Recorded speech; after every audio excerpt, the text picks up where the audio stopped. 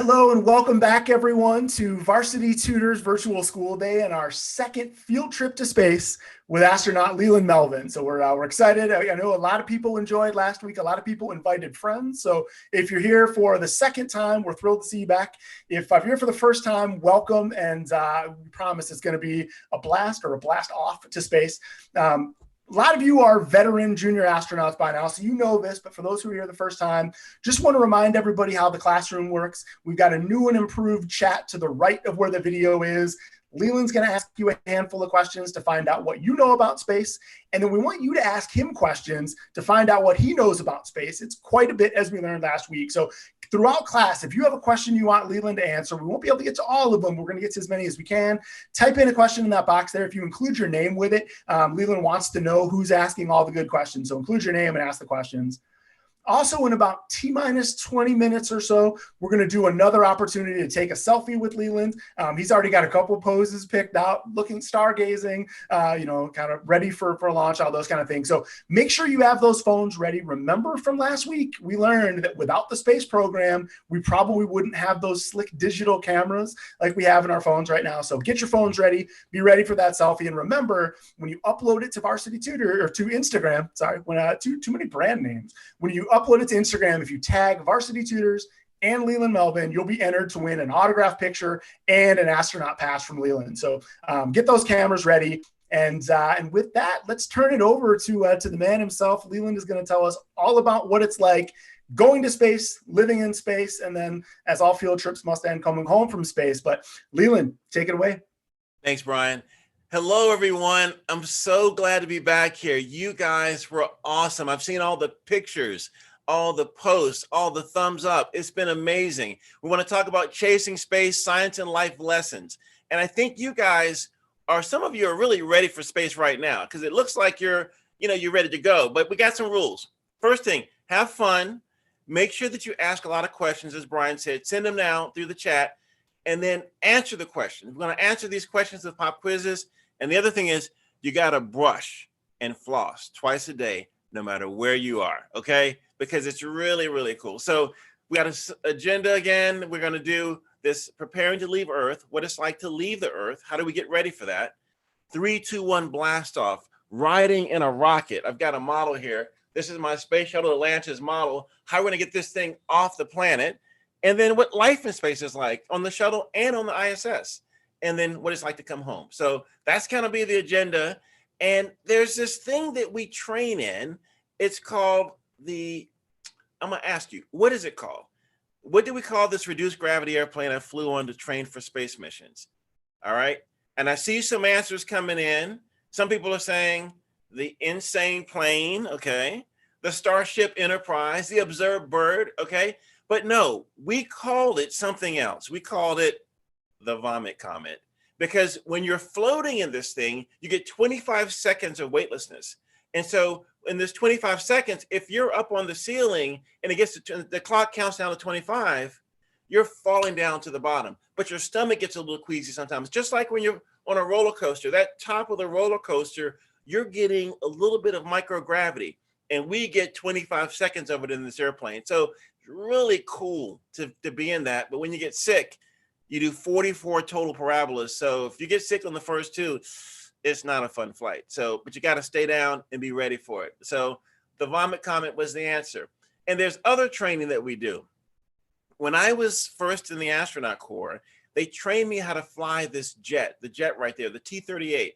It's called a military trainer jet. It flies Mach 1.3 times the speed of sound. Speed of sound is about 700 miles per hour at sea level. So we go 1.3 times that, and we're zooming around at 45,000 feet. I had never flown a plane before, but they taught me how to fly that. We also do land survival training. So in case we have to bail out of the airplane, if there's a problem, if we're in a remote area, we know how to actually, get around, save ourselves, how to make a bed, make a place to sleep, how to get water, how to hunt for food. So those are things that we do in some of our basic training when we're training to be astronauts.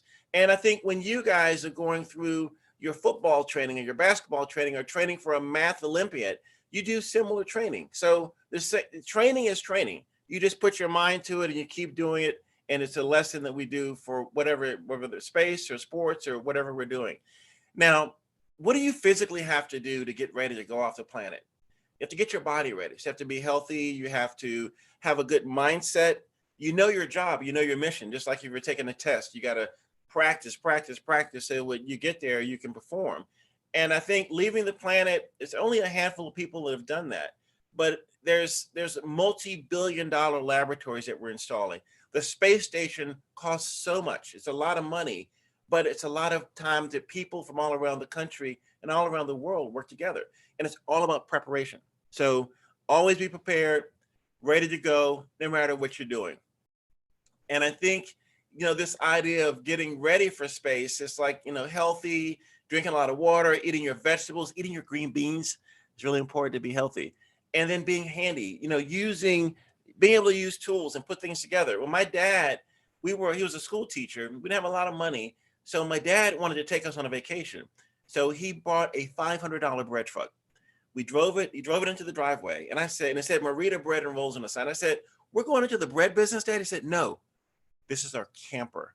I'm like, "No, it's not. It says Marita Bread and Rolls on the side of the truck." But that summer, we built a camper out of this $500 bread truck. We built bunk beds that flip down. We rewired the whole electrical system. We had Coleman stoves. We did all this stuff. So we repurposed this thing that was used to deliver bread and turned it into our escape vehicle. And then also science. We talked about chemistry last week. There's electronics. There's different things. So learn all these different things and it'll get you ready for space. And that's how you get ready. You try lots of different things, but definitely stay healthy. And then here's another pop quiz coming. What does the T stand for in the T minus 10 seconds portion of a countdown launch? I see some answers coming in. Pterodactyl. No, it's not pterodactyl. Come on. It's time. So if we're launching at 10 o'clock and the clock says T minus 5 minutes, it means it's 9:55. And so you count down, and then when you get to 0, that's when the engines ignite and we get ready to go to space. So I think we're going to look at a little video here of what it's like to actually fly in space. And if you take a look, this is my space shuttle Atlantis. It's on the pad. That's the structure at pad 39A. You see the main engines lighting. Those are 3 main engines. Liquid oxygen, liquid hydrogen go through these turbo pumps. And then the white things on the side are solid rocket boosters. It's solid fuel that when those light, we're going somewhere. That orange tank has liquid hydrogen and liquid oxygen in it to fuel those 3 main tanks. So we're going off Cape Canaveral, pad 39A. A lot of that, what you see coming out of there is water. You see the view from the tank looking back down. We're going through the atmosphere. We're going through different phases. When we get to 2.5 minutes, those solid rocket boosters, they actually jettison. We use up all the fuel in those rocket motors, and they actually fall back down in the ocean. We go out in a tugboat and we pick them up and we bring them back and we repack them with fuel and we reuse them over again. And I think you're going to see that right now. You're going to see where the camera shows those SRBs. We call them SRBs just to be safe. We have acronyms for everything at NASA. And you're going to see them actually starting to come off in a few seconds. 10, 9, 8, 7, 6, 5, 4, I think 3, 2, 1. They're getting close. But anyway, they come off and then we just use the 3 main engines to go to space from there. So you see the 3 main engines at the bottom, they have, it's kind of almost like a white, like a white looking, like when you use a propane torch or something, get that white blue look. It's really, really hot. And but it's really putting out a lot of thrust to get us up in space. And we're trying to get to 17,500 miles per hour because that's the magic speed that lets us go around the planet. So everything we're doing, we're throttling down, we're throttling up, doing everything to get to that speed, 17,500 miles per hour. And I see the SRBs, I think they're about to come off now. I was a little early on my 2.5 minutes. I think these are different views of the shuttle as it's going through the different phases. Here they go. So the SRBs get jettisoned and they fall back down in the ocean. And now we're just using our three main engines. They're called SSMEs, Space Shuttle Main Engines, to get us to space there. So that's what it's like. And it's an amazing thing. You feel 3 Gs, you're laying on your back, and the vector of force goes through your chest. So your chest, it gets a little bit, it's like kind of hard to breathe. You have to kind of labor to breathe a little bit because the G's are pushing down on you. So if you weigh 100 pounds, you feel like you weigh 300 pounds. And that's what a G force does to you. So that's the T minus. That's a flight to get to space, 8.5 minutes to get up there. And so if you think about, getting to space, what do you do when you get there? You have to eat food, right? So here's another pop quiz.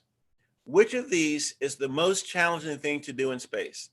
Now, making food taste good in space is really sometimes difficult because sometimes your taste buds get deactivated in space. The things that, that are flavorful on the ground may taste bland in space, but that's not it. Keep things floating away, that's not it. Get a comfortable night's sleep sometimes, but that's not it. The hardest thing for me to do in space, and these are great answers that you guys are sending in, the hardest thing for me to do in space was to use the bathroom.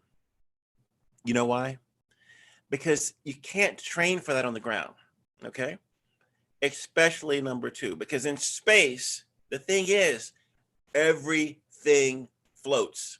And you don't want anything to get away from you while you're using the bathroom because you can't train for it on the ground. So that's what was hard for me. And so when you go to space, maybe you'll design a new contraption, a new type of toilet that captures everything. But we had like a conventional toilet, and you do number 1 on it, you do number 2 on it, and there's a seal that comes out, and there's a vacuum that pulls everything down.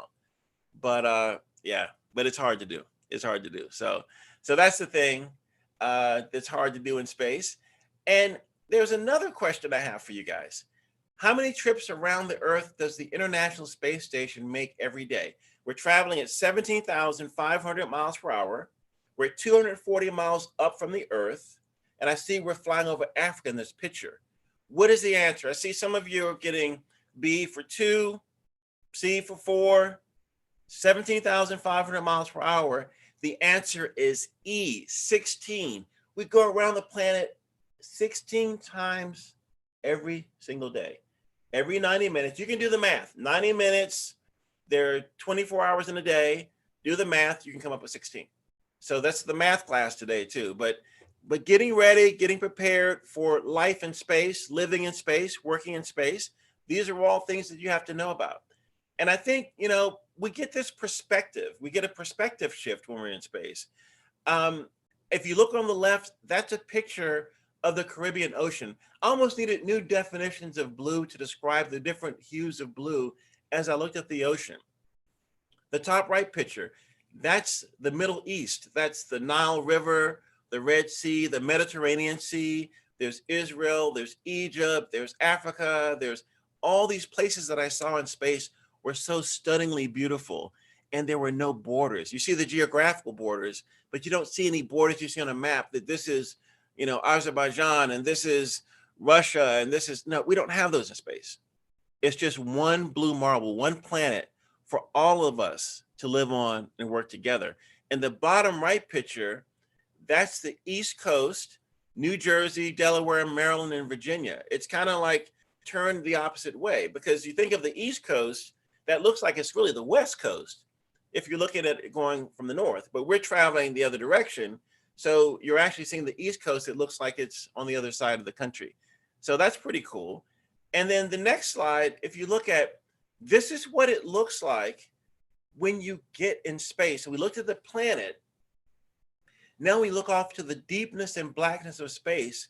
It looks like velvet with pinpricks in it that have lights coming in the back of it. And it's much clearer when you look at space from there because we're above the atmosphere. And that's why we put space telescopes above the atmosphere. We put them up. The Hubble Space Telescope is about 300 miles up above the planet Earth so that it can not have this atmosphere to look through. And it sees some of the most amazing things. We talked about a nursery last week where stars were actually born, where the Hubble was taking these images. And if you look at that green glow going around the planet, that's called the Aurora Australis. high energy particles come from the sun and they hit the atmosphere and they cause these ions to form and make this green glow. There's an aurora australis and there's aurora borealis that's in the northern hemisphere. This is in the southern hemisphere. And if you look below the green light, those are places where people live. Those are cities. You see the lights of cities at night. And when at night, you can see the human presence of civilization. I think on the next slide, we have a picture of the moon, and you see cloud formations, and you see the oceans, and you see that thin blue line. That thin blue line is our atmosphere. That's what keeps us alive. That's what we breathe. And it's about, when I'm in space looking out the window, I put my thumb out and it's about the width of my thumb. So when you look at it from that standpoint, it's very small. So we have to take care of it. We have to be very careful about what we do in putting things in the atmosphere that can damage, our atmosphere. Back in the 70s, we had hairspray. I didn't have any hairspray. I didn't have hair back there, but we sprayed hairspray, and it had fluorohydrocarbons in it. And these fluorohydrocarbons damaged the ozone layer. We passed a law to ban those substances so that the ozone layer would heal itself. And that's what happened. We heal the ozone layer by not putting bad things in the air. So make sure that you don't put bad things in the air. All right. So on the next slide, this is what life is like in space on the ISS. You see different watches on different people. We do different tasks. We have timelines. So it's like someone gives you a schedule of things to do at certain times. So the space shuttle people, we have watches that have mission elapsed time, MET. As soon as we launch 3, 2, 1 liftoff, T-0, that's when the mission elapsed time starts counting forward. It elapses the mission. The people on the space station, they have watches that are set to Greenwich Mean Time. Greenwich, England is where time is 0. So you say, time zone minus 5 hours is the East Coast, plus 5 hours is, other places around the country. And we have these lines that go around the country that show you what time zone you're in. Central time, Pacific time, Eastern time, and then Honolulu time, you have these different time zones. So that's how we have different time zones on the space station. We do operations. I'm at the robotics workstation. I showed you last week how we use the robotic arm to install things. So now I'm using these hand controllers to do robotic missions. We do spacewalk prep. If you look in the right picture, there are some big containers there. They have spacesuits in them, EVA suits, extravehicular activity suits. And so we have to put those suits together to get guys ready and women ready to do spacewalks. So that's some of the things we do. We share meals, we break bread, we take pictures from space looking at the planet, but we also do some kind of fun stuff too. We actually do some playing a little football in space. Hey, do we have any football players out there? I played football. I was a wide receiver. Any quarterbacks, any running backs? But look, Bobby, that's Bobby Satcher. He was a surgeon. He was an engineer. I have the ball in my hand. I've got a Texans jersey on.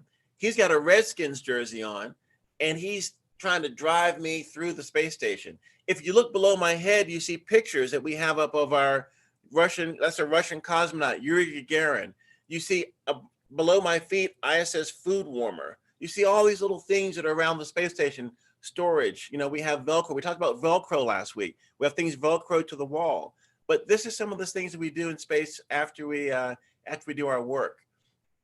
Now, here's another quiz I want to ask you. Are there people in space right now? Okay, I see some of you saying yes. I see some of you saying no. And I see some of you answering C, are aliens people. I guess you're saying they are. I didn't see any aliens when I was in space, but I saw something that looked alien-like. And right now on the space station, there's Chris, Anatoly, and Ivan. They're up there working hard. So it's 2 Russians and 1 American. And on May 27th, if you turn on your NASA.gov, your NASA TV, or any other TV service, you're going to see SpaceX launching Crew Dragon. Means there will be crew in the Dragon capsule. Up to now, we've only been launching hardware, resupply to the space station with the SpaceX missions. But we're going to launch astronaut Douglas Hurley and Bob Behnken to the International Space Station on May 27th. So put it on your calendar. I'm going to be down at the Cape. I'm going to be doing some color commentary. So you can tune in. I'll be talking to you about some of the things, some of the procedures that we do when we're getting ready to go to the space station, rolling out to the pad. We have an Astro van we drive in. And this is the same launch pad that I launched on in 2008 and 2009 on, as I showed you before, Space Shuttle Atlantis. And the last time that Atlantis flew from pad 39A was in 2011. 2011 was the last time a space shuttle launched. It was the last time that American astronauts launched from American soil. So this is historic that we'll have a new vehicle launching American astronauts from Cape Canaveral. So check it out, May 27th. It's going to be really cool. All right. So after this, we talk about people have lived in space for 20 years straight. The first people that went to the International Space Station was a commander who was an American commander, Bill Shepard. He was a Navy SEAL, and he launched from Kazakhstan on a Russian rocket. He launched from the same place that Yuri Gagarin launched from many, many years ago. And he also had two Russian cosmonaut friends with him, Sergei Krikalev and Yuri, I can't remember Yuri's last name, Yuri Gudzinko. So Bill Shepard, Yuri Gudzinko, and Sergei Krikalev were the first crew that launched to the International Space Station 20 years ago. So think about, how do you get your food up there? How do you get your water? How do you get your underwear, the things you have to wear? And the only way that we can get things up there, we can't produce it all up there. We can't grow it up there. We have to send oxygen and food and ways to come home on resupply vehicles. So there are different vehicles that actually can bring things up to the space station. And I think, this is one of them. We have ones called HTV. This is the HTV. There's a Progress vehicle, a Russian vehicle. There's a Japanese vehicle. There's a Dragon. SpaceX has a Dragon. And there's Cygnus. And if you think about, right now you're at home, you're maybe not going out to restaurants, and so you can call Grubhub and they'll bring your food to your house. You get a burger or some fries or something. But in space, we call it the Space Grubhub Resupply Vehicle. So that's how we get things up to space. And it's really important that those missions go up on time, because if you start running out of food, we have lots of food up there and lots of consumables, we call them. But you gotta, you can't grow everything up there. You can't eat everything up there because it's got to be resupplied.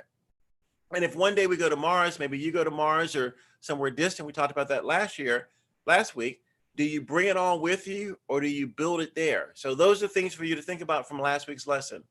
All right, so we've got the resupply. And now here's another pop quiz. Where did my space shuttle Atlantis land when I returned to Earth? I was in space for a week and a half. We came back home. I see some of you are putting Florida, A, okay? Some of you are putting California. I see someone says the airport. No, we need a really, really long runway, and the airports aren't big enough.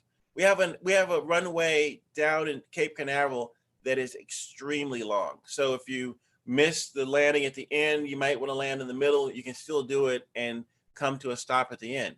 We try to land in Florida, okay?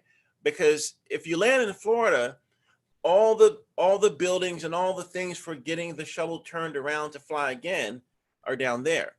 But we can land in California at Edwards Air Force Base. And if you land at Edwards Air Force Base, how do you get the shuttle back to Florida to launch? Anyone know about that?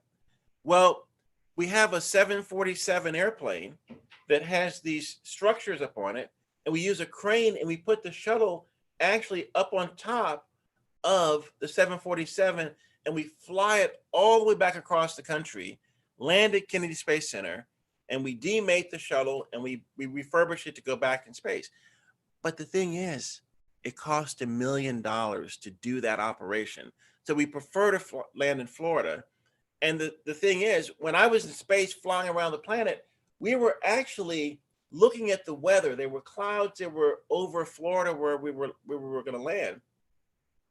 And as we went around the planet every 90 minutes, 16 times a day, right? Every 90 minutes, we could see the clouds leaving the coast. And so we knew that day we could come home and land there safely, because you don't want to come land in a rainstorm or something. So The answer is Florida. We can also land in California, but Russia, the ocean, and the airport, we don't land there. All right, so we're coming home now. All right, so the things you have to do about coming home, you're traveling at 17,500 miles per hour. You're going around the planet. That 17,500 miles per hour keeps you in orbit. Gravity is like a string. So by you going that fast, it keeps you up in orbit. The space station's going the same speed. But to come home, we turn the shuttle around and we have these engines. I don't know if you can see it, but these engines right here, they're called OMS engines, orbital maneuvering system engines. And so when we turn the shuttle around, if we go back to the slide, we turn it around and we fire those engines, and that slows our speed down from 17,500 miles per hour. And then as we slow down, the slower you go, the lower you go. Then we flip the shuttle over, and then we start coming back in the atmosphere. And as we come in the atmosphere, the shuttle starts to heat up. The plasma that goes over and under the shuttle reaches a temperature of 3,000 degrees Fahrenheit. So when I looked out the overhead window, there's this little square window over my head. I could actually see orange and purple flames coming over the top of the shuttle. And it's about maybe 3.5 feet from my head. But I knew that those tiles, those black tiles, were able to absorb that heat and deflect that heat and keep us safe inside the vehicle. And so it heats up really, really hot, but a lot of that heat gets dissipated. And then as we're coming lower and lower down near Florida, we have to bleed off all that energy that we put in going up to space. So we're bleeding it off. We're doing these things called S-turns. You see those red S-turns in picture 5? That helps you get the energy off so that when you land in slide 6, you can come to a stop with a drogue chute. So those are the steps for getting from space down to planet Earth in the space shuttle. And when you get home, you see the shuttle landing. That's my bird Atlantis.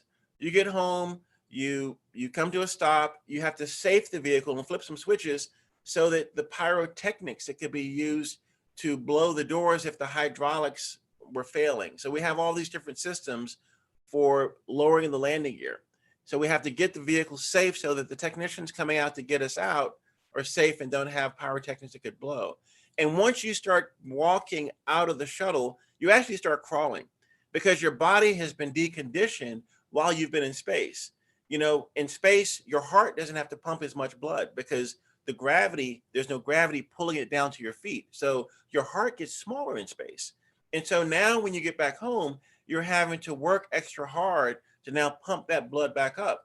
And when you're walking, if you're walking in a straight line and then you start and want to make a turn, your vestibular system in your inner ear, there's these little rocks that move around in your inner ear that let you know the orientation of your head, which direction you're looking. But in space, those little rocks float everywhere. And so your brain rejects all of that data from your inner ear, and all of your orientation cues come from your eyes. You know, your brain says, okay, I'm looking up, I'm looking down, I'm looking right, looking left.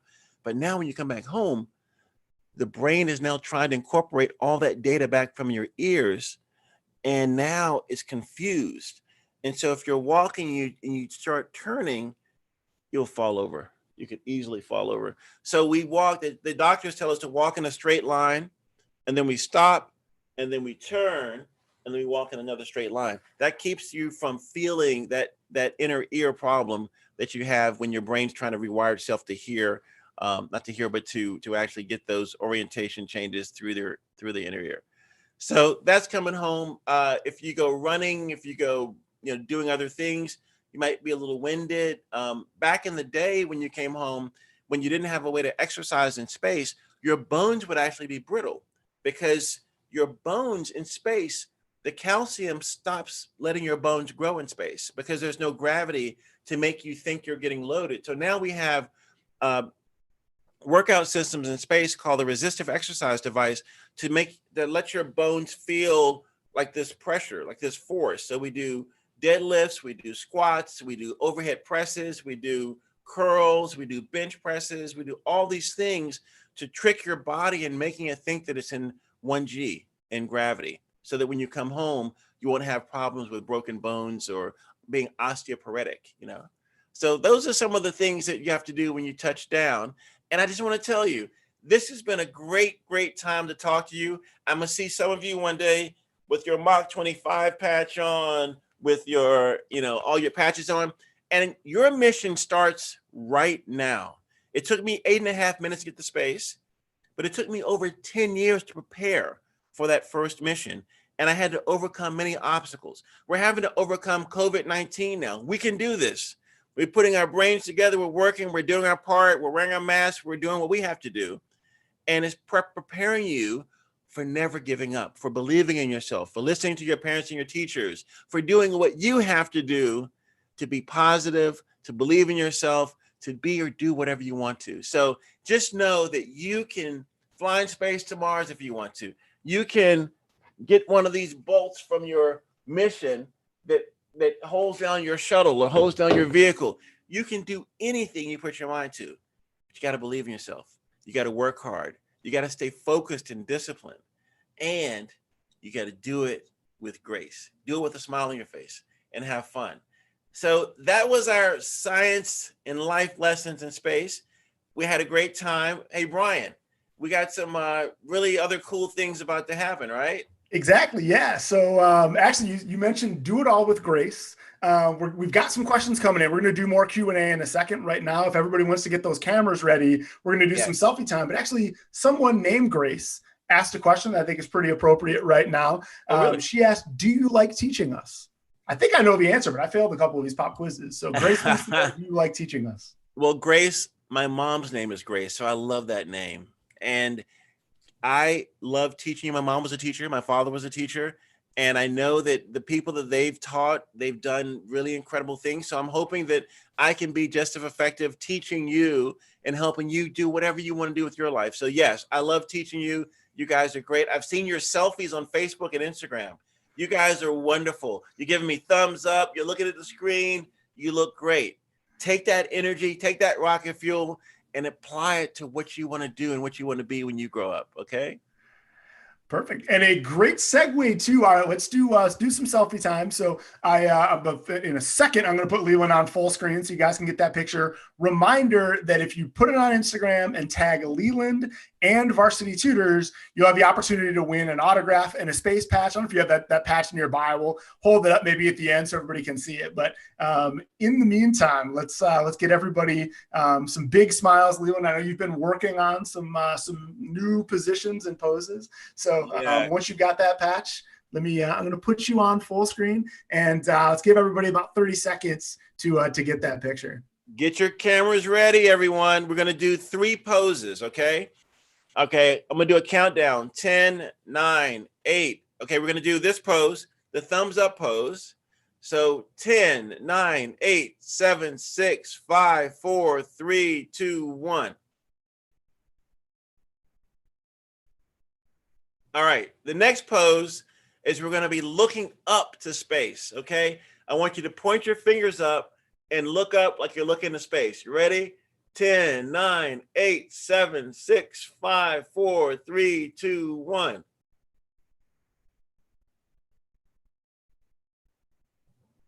Okay, the next pose, we're just going to look straight in the camera and have a big smile because we're all happy to be learning stuff about space. Ready? 10, 9, 8, 7, 6, 5, 4, 3, 2, 1. All right. I think we got some good selfies, Brian.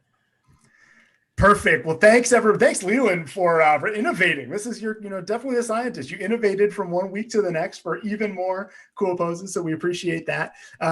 We'll do one last chance at the end. If anybody didn't get it, Leland's going to be on full screen a lot during these questions. So try to get him then. We'll do one more big smile at the end. For now, people have been asking some pretty amazing questions. And so I want to give you a few of these to answer. One of my favorites was from Jonah, and he asked, what did you see in space that you didn't expect to see? Or as you were up there looking either back at the Earth or out into space, what could you see that you just didn't realize you would be able to see? You know, Jonah, I think the thing that really kind of blew my mind from, looking back at the planet was just how beautiful our planet is, how beautiful the colors of the ocean. And another thing that I saw, I was I was going along I think we were in the Amazon, and I saw this river that was just flowing down, and it was just so beautiful. All the green, and then you see the way that the light hit the river and it reflected. It was polarized in different ways. Sometimes it would shine really brightly, sometimes it was dull, but you would see this just pop of glinting sunlight coming off the water and even in the ocean. So that really made me really happy to see that, all that color and that light. Good question. Very good question. Got any more, Brian? Give me Oh, of some more. course. Yeah, they've been active today. We told them to be interactive. I think they're taking this seriously. Madison had a great question, which is she's wanted to be a scientist and most specifically an astronaut as far back as she can remember. What should she be studying in school to make sure she's ready to be an astronaut when it's her time? Hey, Madison, that's a great question. I studied chemistry. I love math. I love science. I love building things. But I think the thing is, you need to find your passion, the thing that you love to do. Is it chemical engineering? Is it geology? Is it math? Is it, computer science? Whatever. But there's certain degrees that, you have to become an astronaut. So go to nasa.gov or just Google what are the degrees that I need to have to become an astronaut? And if that aligns with what you love to do, then you're right on your way. So do what you love. That's the main thing.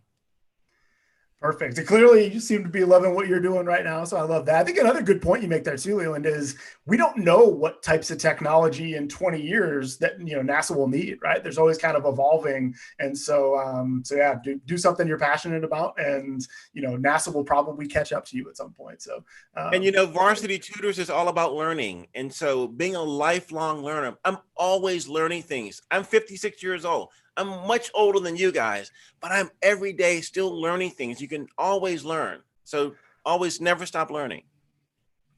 Perfect. I agree. Now to the fun part. Rinley asked, what is the most fun thing for an astronaut to do? Lily, was it Lily? I was Rinley.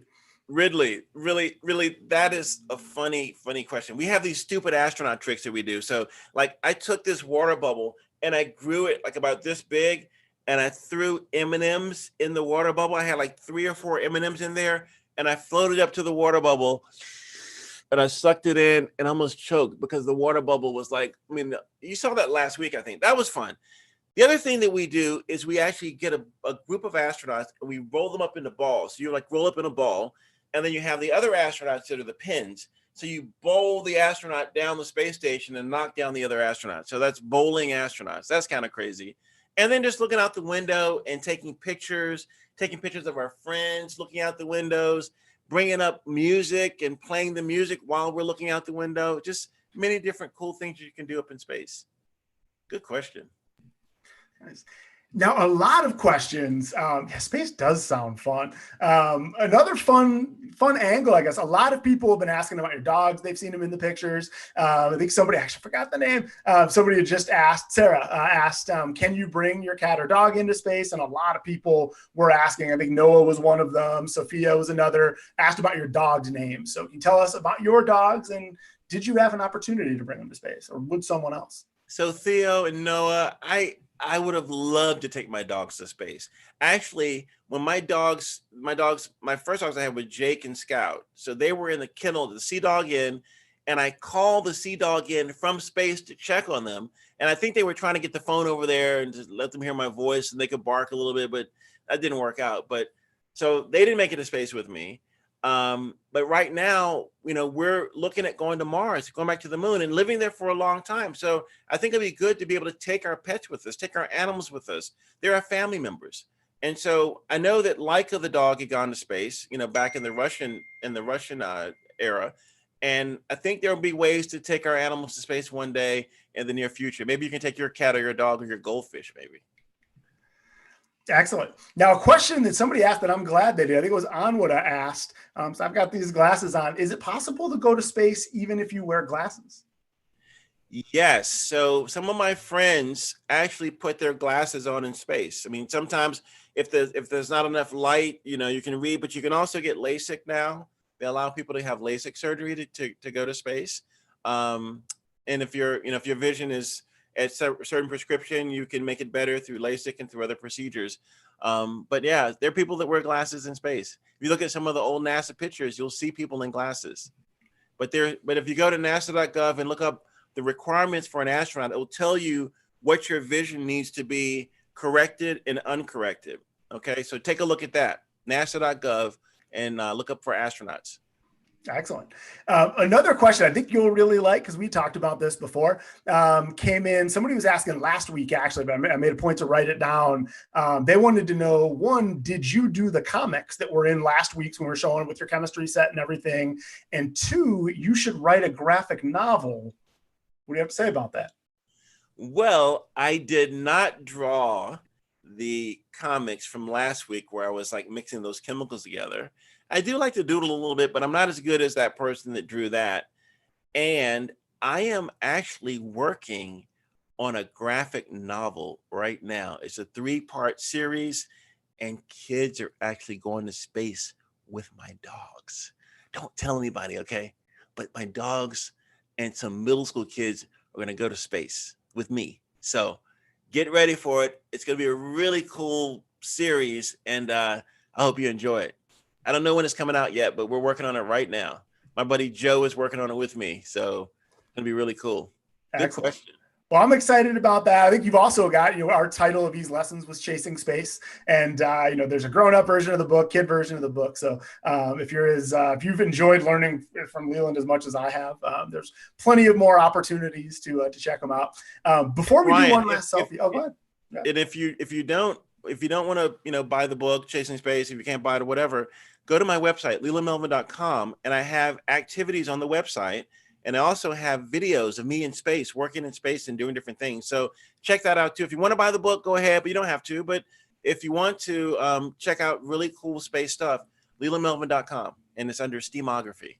Perfect. That's where those comics came from last week. So that's right. That's great. Yeah. If people want more, lelandmelvin.com. One last question, then we'll do one more big smile for selfie time. But I know a lot of kids have been asking. This has come out in quite a few ways. They're thinking about what their mission may be someday. If you were to come out of astronaut retirement and we're to do one more manned space flight from Cape Canaveral, say in a year or two, what would your dream mission be and why?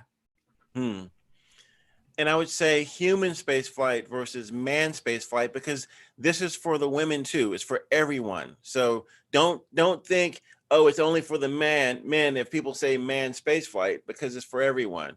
My commander was Peggy Whitson. She was the first female commander of the space station. So ladies, it's for you too, okay?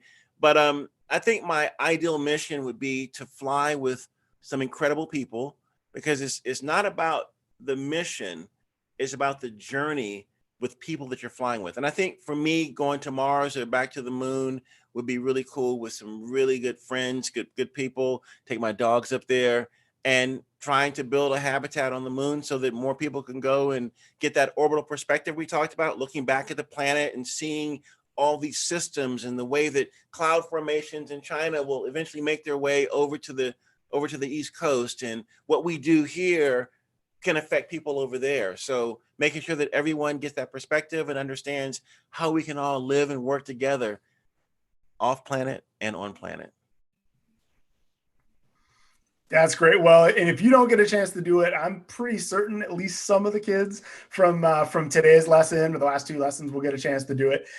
Leland, just what a dream it's been. On behalf of all the kids that have been typing that into us this whole time, a huge thanks for your time. Do you want to do one more big full screen smile for everybody? Remember, yes. Put those selfies on Instagram, tag Leland, tag Varsity Tutors. So one more time. And I want to tell all of you, I've had many things happen to me growing up, obstacles, things happen, but I just kept going. I believed in myself. So all of you out there, we're going to get through this thing.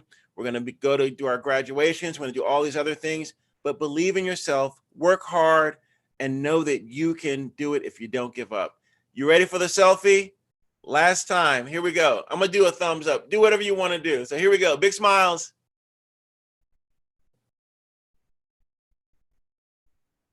Fist bump.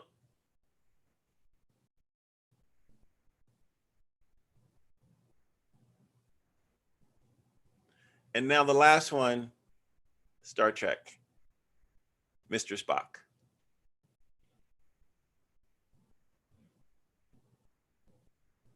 All right, Godspeed on your journey. Thank you, guys. You're the future. You're the next generation of explorers. I can't wait to see you one day in person, but just do whatever you believe in, and I know that you can do it. Take care, guys. Perfect. Thanks a ton, Leland. Thanks everybody for joining us for Varsity Tutors Virtual School Day, and we'll see you in another class soon.